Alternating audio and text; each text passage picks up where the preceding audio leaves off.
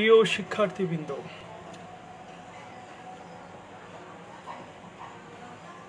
তোমাদের সঙ্গে আমার এখন ক্লাস নেই, তারপরও গত সপ্তাহে যে ক্লাসটি নেই নাই সেটির এক্সট্রা ক্লাস নেব, এই জন্য তোমাদের মাঝে আসা। প্রথমেই তোমরা কেউ আছো কিনা সেটি জানাও। আজকে আমরা বাংলা ব্যাকরণের এইচএসসি পরীক্ষার্থীদের জন্য, বিশেষ করে দ্বাদশ শ্রেণী এবং এইচএসসি পরীক্ষার্থীদের জন্য আমরা নির্মিতি অংশের রচনা নিয়ে কথা বলবো। ক্যামেরার পজিশন, সাউন্ড কোয়ালিটি এবং অন্যান্য বিষয় সম্পর্কে নিশ্চিত করো, তারপরে আমরা কথা বলি। ওয়ালাইকুম সালাম, কিন্তু তোমার নাম কি লিখেছো আমি পড়তে পারছি না।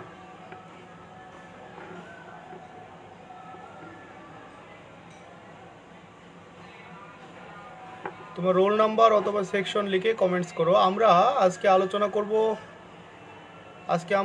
করব খুবই গুরুত্বপূর্ণ দুইটি রচনা। প্রথম রচনা স্বদেশ প্রেম এবং দ্বিতীয় রচনা মুক্তিযুদ্ধ। সূচি গুড। ওকে, তোমরা জানো বা তোমরা খেয়াল করলে এই বিষয়টা দেখতে পারবে যে নির্মিতির 20 মার্কস থাকে রচনার উপরে, এবং এই জায়গাটাতেই তোমাদের সবচেয়ে বেশি নাম্বার কাটা যাচ্ছে। আমি আবারও বলি, জি জি জনি স্যার সব শোনা যাচ্ছে। ওকে, আমি বলি রচনায় তোমাদের নাম্বারটা সবচেয়ে বেশি কাটা যাচ্ছে। এর সবচেয়ে বড় কারণ তোমরা রচনা সম্পর্কে ভালো ধারণা নিতে পারছো না, কিংবা অবহেলা। রচনায় 20 মার্কস যদি তোমাদের কাটা যায়, তাহলে এখানে দেখো তোমাদের রচনায় 20 মার্কসে যদি তোমাদের 3 বা 4 কাটা যায়, তাহলে কিন্তু বেশ অসুবিধাই হবে। ওকে, তোমরা আমাকে সহায়তা করবে। আমি আজকে তোমাদের যে রচনাটা নিয়ে আলোচনা করব, রচনাটির নাম স্বদেশ প্রেম। রচনাটির নাম কি? স্বদেশ প্রেম। প্রথমে জেনে নেই রচনা কতটুকু হওয়া দরকার। তোমার রচনা অন্তত ভালো মার্কসের জন্য তোমাকে অন্তত 13 থেকে 14 পৃষ্ঠা লিখতে হবে। এই রচনা তোমাকে অন্তত 13 থেকে 14 পৃষ্ঠা লিখতে হবে, কেননা আমি যখন তোমাদের বাংলা দ্বিতীয় পত্র শেখাই, তখন ব্যাকরণ অংশ অর্থাৎ 40 মার্কসের অ্যান্সার করার জন্য আমি তোমাদের 22 মিনিট বা 20 মিনিটে তৈরি করে ফেলি। সবেমাত্র যারা উঠেছো, তোমরা পরে দেখতে পারবে যে তোমাদের 40 মার্কসের অ্যান্সার করতে সময় লাগবে 22 মিনিট, আর এই সময়টা তোমাকে দিতে হবে রচনায়। তো তোমরা কেউ লেখো ইমরান সরকার, রাফি আমিন, তোমরা কমেন্টসে লিখো স্বদেশ প্রেম। স্বদেশ প্রেম আগে লিখে নাও, তারপরে আমি জানাচ্ছি। লেখো স্বদেশ প্রেম।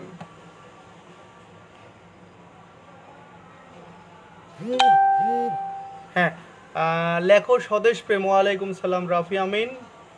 স্বদেশ প্রেমের প্রথমে বলা হয়, যখন ঈশ্বর ভক্তি ও সর্বলোক প্রীতি এক, তখন বলা যাইতে পারে যে ঈশ্বরের ভক্তি ভিন্ন, দেশপ্রীতি সর্বাপেক্ষা গুরুত্বপূর্ণ ধর্ম।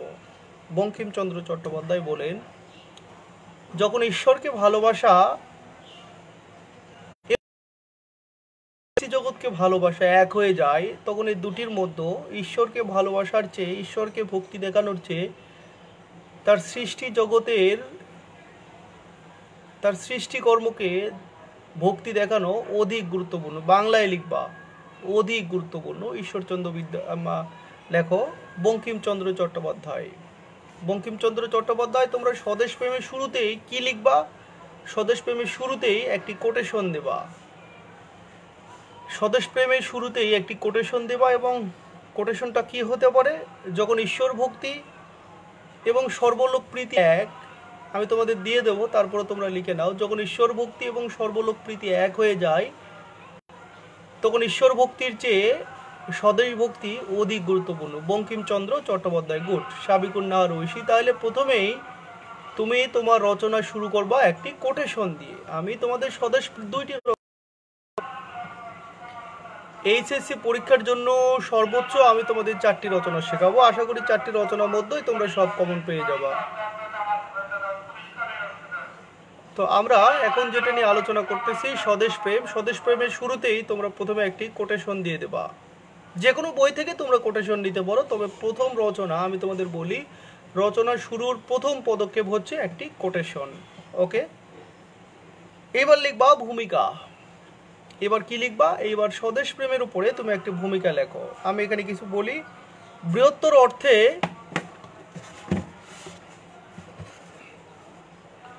প্রথমে একটি কোটেশন দাও, তারপর ভূমিকা লেখো। বৃহত্তর অর্থে মানুষ বসুমতীর সন্তান, কিন্তু সুনির্দিষ্ট অর্থে তার জন্ম পরিচয়ের ঠিকানা নাই। এই মহাবিশ্বের প্রতিটি মানুষ জন্ম নেয় একটি নির্দিষ্ট ভূখণ্ডে, যা তার কাছে স্বদেশ। আমরা স্বদেশ প্রেমের ভূমিকা নিয়ে কথা বলছি। বিশাল বিশ্ব ব্রহ্মাণ্ডের সুনির্দিষ্ট ভূখণ্ডে মানুষ জন্ম নেয়। সে ভূখণ্ড বা স্বদেশের স্বদেশ প্রেম। দেখো আমাদের সংজ্ঞার ভিতরে স্বদেশ প্রেমটা কি, সংজ্ঞাটা আমি বলে দিলাম। এই মমত্ববোধ মানুষকে স্বজাতির সাথে প্রীতির বন্ধনে আবদ্ধ করে। সাগরের চেয়েও গভীর, আকাশের চেয়েও বিশাল, অতুলনীয় এই ভালোবাসার কারণে জননী জন্মভূমিকে স্বর্গময় অনুভূত করে থাকে। তখন বসুমতী সন্তান অতি সাধারণ প্রকৃতির রূপকে নৈসর্গিক সৌন্দর্যের সাথে তুলনা করতে কার্পণ্য করে না। আর জন্মভূমির প্রতি সশ্রদ্ধ ভালোবাসায় মগ্ন হয়ে কবির মতো বলতে ইচ্ছা করে, সার্থক জনম আমার জন্মেছি এই দেশে, সার্থক জনম মাগো তোমায় ভালোবেসে। তো আমাদের প্রথমে কি থাকবে? আমরা এখানে দেখো, আমরা প্রথমে একটি কোটেশন দেব, এরপরে আমরা লিখব ভূমিকা। অবশ্যই তোমরা পয়েন্ট করে লিখবা। এরপর আমরা লিখব ভূমিকা, এবং ভূমিকা লেখা শেষ হয়ে গেলে তুমি কি করো? আরও একটি উদ্ধৃতি দিয়ে দাও। আমি যে রচনা বা যেভাবে পয়েন্ট করে দেবো, তোমরা কোনো বইয়ে সেভাবে খুঁজে পাবে না, যে কারণে তোমাদের লিখতে হবে। তাহলে প্রথমে আলামিন, তুমি প্রথমে লেখো। প্রথমে কি লিখলা? প্রথমে একটি কোটেশন, প্রথমে একটি উদ্ধৃতি দিবে, প্রথমে একটি উদ্ধৃতি, এরপর ভূমিকা হয়ে গেলে কি করবা? ভূমিকা হয়ে গেলে তুমি আরো একটি উদ্ধৃতি দিয়ে দাও। ওকে, এবার স্বদেশ প্রেমের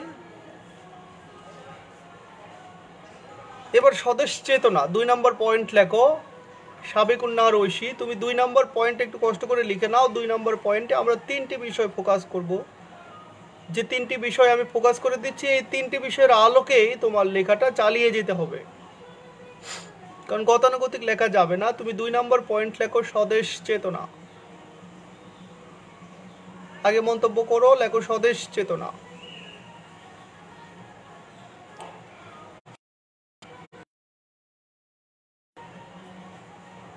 এমন দেশটি কোথাও খুঁজে পাবে না কো তুমি, সকল দেশের রানী সেজে আমার জন্মভূমি। এমন দেশটি কোথাও খুঁজে পাবে না কো তুমি, সকল দেশের রানী সেজে আমার জন্মভূমি। দ্বিজেন্দ্রলাল রায়ের এই উদ্ধৃতির আলোকে তুমি কয়েক লাইন লিখে যাবা। আমরা 2 নম্বর পয়েন্ট লিখতেছি স্বদেশ চেতনা। এখানে লিখবা এমন দেশটি কোথাও খুঁজে পাবে না কো তুমি, সকল দেশের রানী সেজে আমার জন্মভূমি। এই পয়েন্টের আলোকে তুমি কয়েক লাইন লিখে যাও স্বদেশ চেতনা। গুড। স্বদেশ শুরুতেই তুমি একটি পয়েন্ট দিবা, একটা উদ্ধৃতি দিবা। তোমরা কি লিখতেছো কিনা আমাকে একটু জানাও, হ্যাঁ অথবা না। অনিমা সিদ্দিক, জি ভালো আছি। তুমি লিখতে পারছো কিনা আমাকে জানাও। তাহলে স্বদেশ চেতনার শুরুতেই তুমি একটি উদ্ধৃতি দেবে এবং এই উদ্ধৃতির আলোকে এক লাইন লিখবে। এখানে তোমাকে 3টি বিষয় ফোকাস করতে হবে। 2 নম্বর লেখো 1971 সালে দেশ মাতৃকার জন্য 30 লক্ষ শহীদের আত্মত্যাগ। 2 নম্বর পয়েন্টটা লেখো 1971 সালে দেশ মাতৃকার জন্য 30 লক্ষ শহীদের আত্মত্যাগ। এবং লেখো গণতন্ত্র রক্ষায় শহীদ নূর হোসেনের আত্মবলিদান।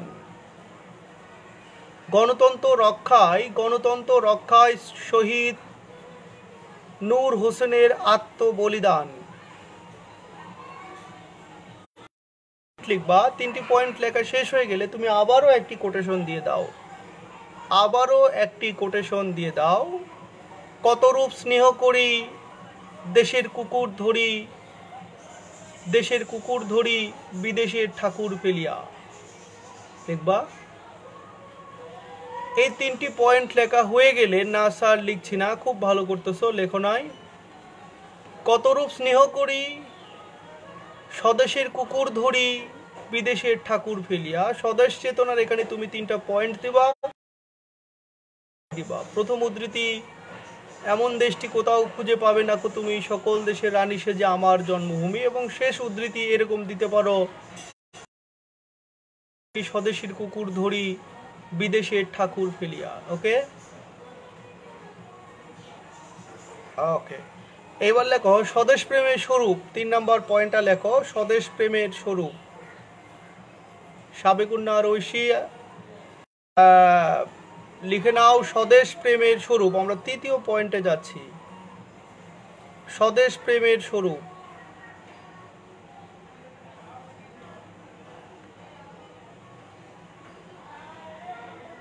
লেখা হয়েছে স্বদেশ প্রেমের স্বরূপ।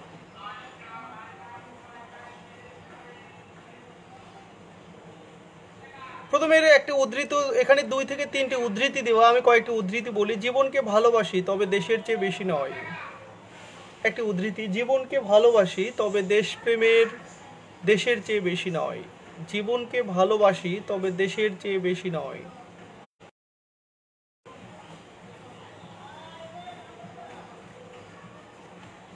2 নম্বর লেখো স্বদেশ প্রেম থেকে বিশ্বপ্রেম। যে নিজের দেশকে ভালোবাসে সে বিশ্বপ্রেমিক, মানবতাবাদী। স্বদেশ প্রেম থেকেই জাগ্রত হয়, স্বদেশকে ভালোবাসে সে বিশ্বপ্রেমিক, সেই মানবতাবাদী। ওকে, 3 নম্বর লিখতে পারো স্বদেশ প্রেমের যেসব বৈশিষ্ট্য রয়েছে এর মধ্যে 1 নম্বর লিখতে পারো আত্মত্যাগ, বীরত্ব, সরলতা, শর্তহীনতা, কৃতজ্ঞতা, দায়িত্ব, কর্তব্য এবং একাত্মবোধ।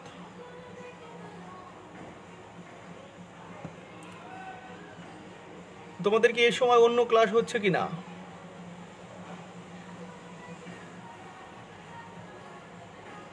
ওকে, তাহলে আমরা প্রথমে দেখো, আমরা প্রথমে দিলাম ভূমিকা, 2 নম্বর পয়েন্টে দিলাম স্বদেশ চেতনা, 3 নম্বর দিলাম স্বদেশ প্রেমের স্বরূপ। এবং এই স্বদেশ প্রেমের স্বরূপে তোমরা বৈশিষ্ট্যগুলো দিয়ে দেওয়ার চেষ্টা করবে।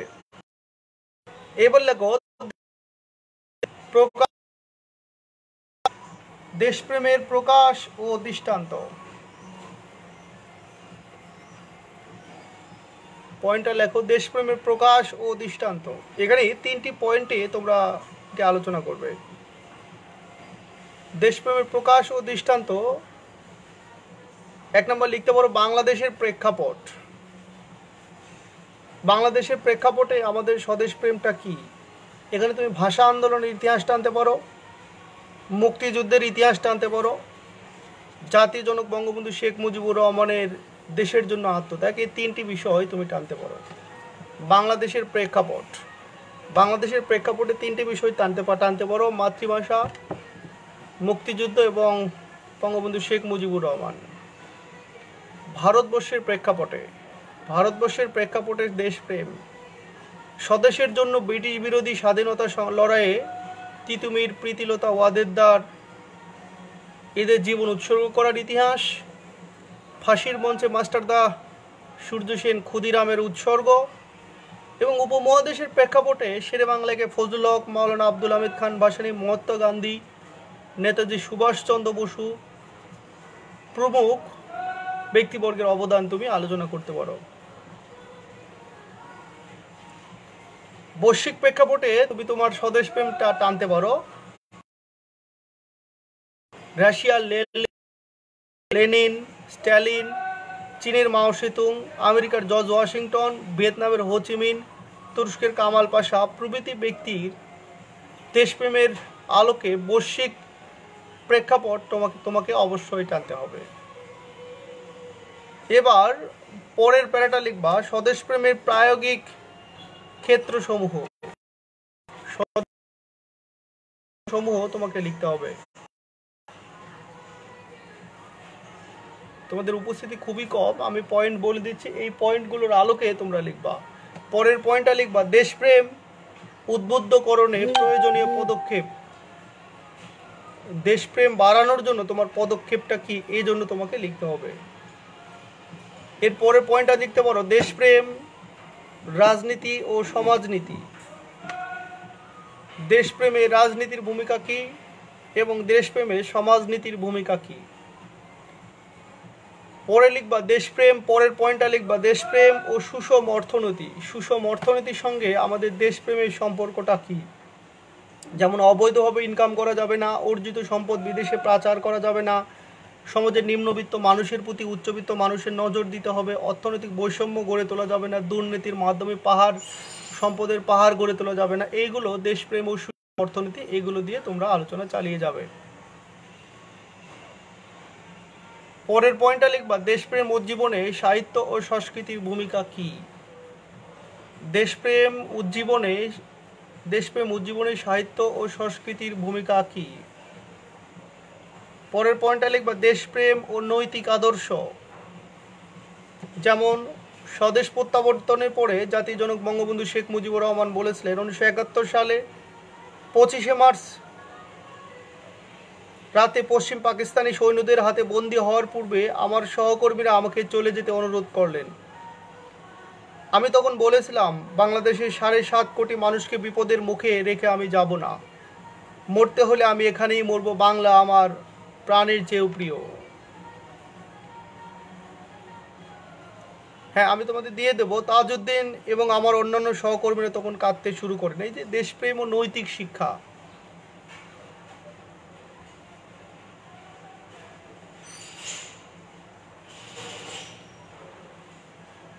পরের পয়েন্টটা লিখবা দেশপ্রেম মহত্ব ও মমত্ববোধ।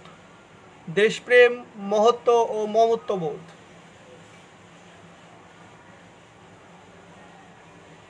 এবং তারপরে পয়েন্টটা লিখবা দেশপ্রেম ও বিশ্বপ্রেম সম্পর্ক। দেশপ্রেম ও বিশ্বপ্রেম সম্পর্ক। যেমন একজন ভালো দেশপ্রেমী বিশ্বের জন্য কখনো খারাপ চিন্তা ভাবনা করতে পারে না। অর্থাৎ একজন দেশপ্রেমিক একই সাথে বিশ্বপ্রেমিক। যেমন জাতির পিতা বঙ্গবন্ধু শেখ মুজিবুর রহমান স্বদেশে প্রত্যাবর্তন করেই বাংলাদেশে অহিংস পররাষ্ট্রনীতি ঘোষণা করেছিলেন, friendship to all, malice towards none. সকলের সাথে বন্ধুত্ব, কারোর সাথে শত্রুতা নয়। সর্বশেষ পয়েন্ট তুমি যেটা দেবা উপসংহার। সবঠাই মোর ঘর আছে, আমি সেই ঘর খুঁজিয়া মরি খুঁজিয়া, দেশে দেশে মোর দেশ আছে, আমি দেশ লব বুঝিয়া। এভাবে তুমি তোমার উপসংহারটা টেনে যাবা। অর্থাৎ একটা রচনা লেখার সময় তোমাকে 30টি পয়েন্ট লিখতে হবে। একটা রচনা লেখার সময় তোমাকে মনে রাখতে হবে যে আমি 30টা পয়েন্ট লিখবো এবং 30টা পয়েন্টের আলোকে অন্তত 14 বা 15টা পৃষ্ঠা ফিল আপ করবো। গুরুত্বপূর্ণ তথ্যও থাকবে, কারণ এখানে নাম্বার 20। প্রয়োজনে নাম্বার পেতে গেলে তোমাকে অবশ্যই এই জায়গাটাতে বেশ গুরুত্ব দিতে হবে। তোমরা যারা দ্বাদশ শ্রেণীতে প্রথম উঠেছো কয়েকটি রচনা লিখে নাও। অনিমা সিদ্দিক, কয়েকটি রচনার নাম লেখো। শিয়াব মাহমুদ, যারা দেখতেছো লেখো স্বদেশ প্রেম। তোমাদের জন্য যে আমি 5টি রচনা পড়বো, 1 নম্বর লেখো স্বদেশ প্রেম।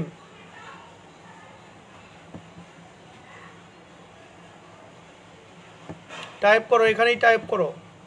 2 নম্বর বাংলাদেশের পর্যটন শিল্প। বাংলাদেশের পর্যটন শিল্প। 3 নম্বর লেখো মুক্তিযুদ্ধ। স্বদেশ প্রেম, পর্যটন শিল্প, মুক্তিযুদ্ধ।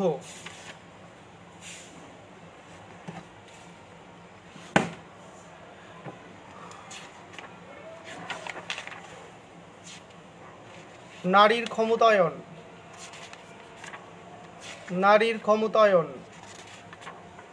আশা করি এই 3টি বা 4টি আসবে: স্বদেশপ্রেম, মুক্তিযুদ্ধ, নারীর ক্ষমতায়ন।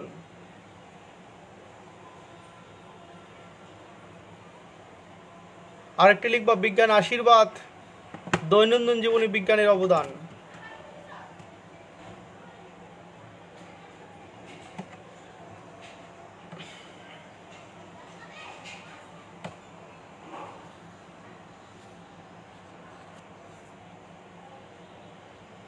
লেখা হয়েছে? ঠিক আছে।